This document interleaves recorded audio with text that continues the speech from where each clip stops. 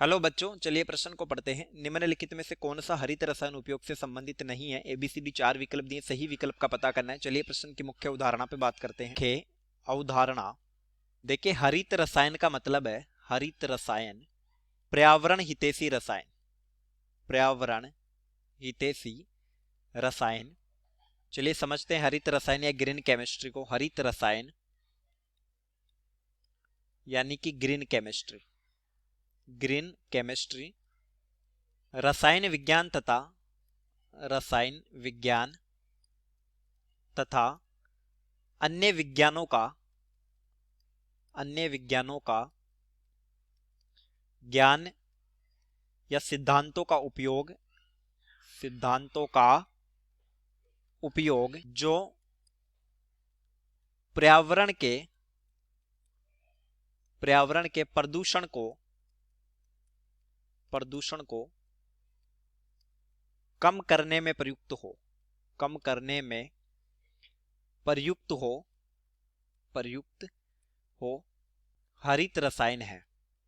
हरित रसायन green chemistry है।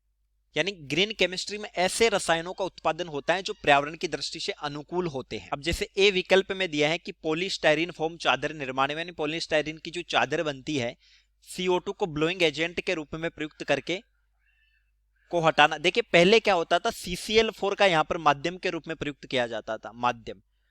अब CCl4 से हमें पता है ओजोन 6 होता है, ओजोन 6। तो अब CCl4 का प्रतिस्थापन, CCl4 विलायक का प्रतिस्थापन CO2 द्वारा कर दिया गया, CO2 द्वारा। तो यह हरित रसायन का ही एक उपयोग है।